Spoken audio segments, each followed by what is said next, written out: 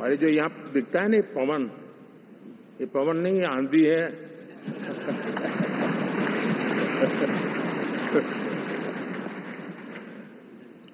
आंध्र ने इतना बड़ा हमारे प्रति जनमत दिया है। हिंदुस्तान के लिए एक सामान्य मानवीय की विकास की जो जिजीविषा है उसका प्रतिबिंब है। और महाप्रभु जगन्नाथ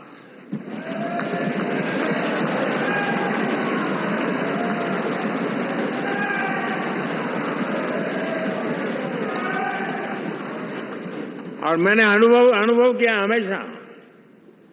मैं हमेशा मानता हूं ईश्वर के अनेक रूप होते हैं, लेकिन जब मैं भगवान महाप्रभु जगन्नाथ जी को याद करता हूं तो मैं हमेशा मानता हूं ये गरीबों के देवता है।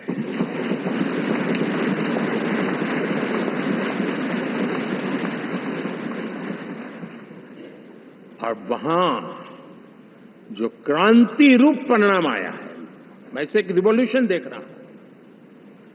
और मैं इसके साथ कह सकता हूं कि विकसित भारत का हमारा जो सपना है, आने वाले 25 वर्ष, पहले मैंने 10 साल कहा था, या मैं 25 साल कह रहा हूं, आने वाले 25 साल महाप्रभु जगन्नाथ जी की कृपा से उड़ीसा देश की विकास यात्रा के ग्रोथ इंजन पैकी एक होगा।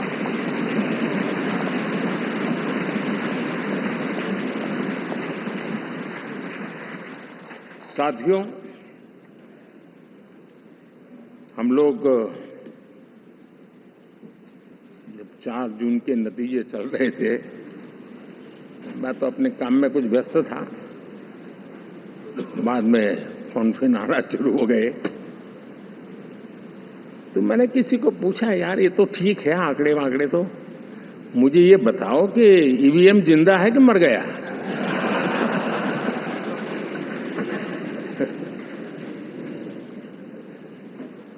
क्योंकि ये लोग तय करके बैठे थे कि भारत के लोकतंत्र और लोकतंत्र की प्रक्रिया के प्रति विश्वास ही लोगों का उठ जाए, और लगातार ईवीएम को गाली देना।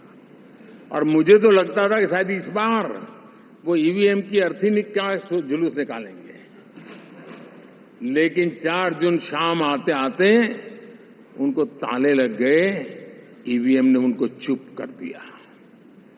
ये ताकत है भारत के लोकतंत्र की, ये ताकत है भारत की निष्पक्षता की, ये भारत की ताकत है भारत के चुनावी तंत्र की, चुनाव आयोग की। और मैं मानता हूं कि ये आशा करता हूं कि 5 साल तो अब ईवीएम शायद मुझे नहीं सुनाई देगा, लेकिन जब 29 में हम जाएंगे तो फिर से शायद ईवीएम को लेकर के नाचने की शुरुआत करेंगे, क्योंकि इनके सुधरने की संभावना बहुत कम है। आप देखिए, चुनाव के समय मैंने पहली बार देखा, शायद हर तीसरे दिन इलेक्शन कमीशन के काम में रुकावट आए, इसके लिए सुप्रीम कोर्ट के दरवाजे खटखटाए गए, भांति भांति की एप्लीकेशन, और एक ही टोली थी। और लोकतंत्र के प्रति जिनका भरोभार अविश्वास, ऐसे लोग सुप्रीम कोर्ट का उपयोग करते हुए कैसे रुकावट डाले, इसका निरंतर प्रयास करते रहे।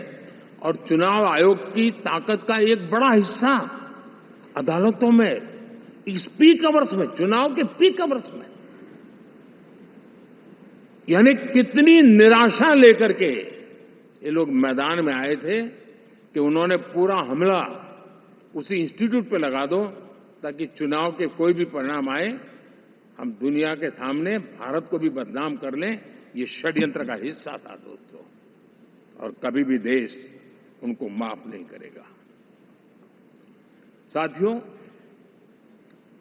इंडी गठबंधन वाले जब ईवीएम का विरोध करते हैं तो मैं सिर्फ एक चुनाव के रूप में नहीं देख रहा।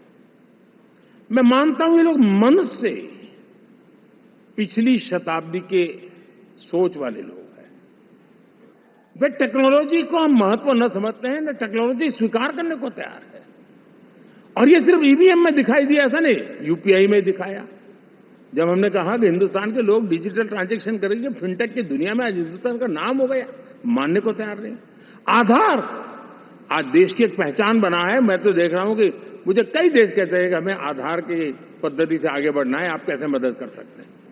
उस आधार को रोकने के लिए सुप्रीम कोर्ट में बार बार जाकर के परेशानियां पैदा की। यानी मूलतः ये प्रगति के विरोधी, आधुनिकता के विरोधी, टेक्नोलॉजी के विरोधी इंडी अलायंस हमने देखा है। साथियों, इस देश के लिए ये भी चिंता का विषय है कि विश्व में भारत के लोकतंत्र की ताकत को कम आंकने का प्रयास, और कितना एक्सट्रीम है। मैं दुनिया में ढोल पीट रहा हूं कि हम मदर ऑफ डेमोक्रेसी है, और ये दुनिया में जाकर के बता रहे नहीं हमारे देश में तो डेमोक्रेसी ऐसा कुछ नहीं, कि वो मोदी बैठ गया है, वो एक चाय बेचने वाला यहां पहुंच कैसे गया, कुछ तो गड़बड़ की होगी। ये जो इनकी मनस्थिति है जी, भारत के नागरिकों को चुनाव प्रक्रिया के प्रति अविश्वास पैदा करने का जो उनका षड्यंत्र है, मैं मानता हूं कि अब दुनिया भी भारत के लोकतंत्र की विविधता, विशालता, व्यापकता, गहनता, इन सबको भी जानने समझने के लिए आकर्षित होगी।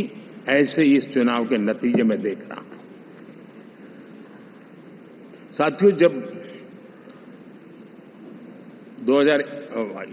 1 तारीख को मतदान पूरा हुआ और 4 तारीख को काउंटिंग, इस बीच की चीजों को आप देखिए।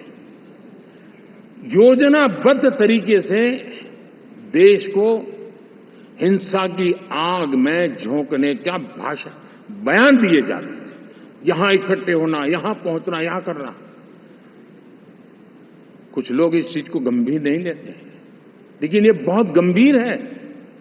आप भारत के लोकतंत्र को, पहले उसकी व्यवस्था को अनादर करते हो, अब परिणाम आने से पहले एक ऐसा माहौल बना दो कि बस आग लगा देंगे। हर प्रकार से उन शब्दों का अर्थ यही निकलता है कि उन्होंने देश को उस दिशा में ले जाने का प्रयास किया था। लगातार देश को गुमराह करने का प्रयास किया गया, देश के लोगों को बांटने का प्रयास किया। अरे, चुनाव एक ऐसा लोकोत्सव होता है कि ज्यादा से ज्यादा लोगों को हम जोड़े, तोड़ने के लिए नहीं होता है। लेकिन हर प्रकार से कोशिश यही की गई। साथियों, मैं मानता हूं कि 2024 के लोकसभा के चुनाव के जो नतीजे हैं, हर पैरामीटर से देखेंगे, दुनिया ये मानती है और मानेगी कि ये एनडीए का महाविजय है।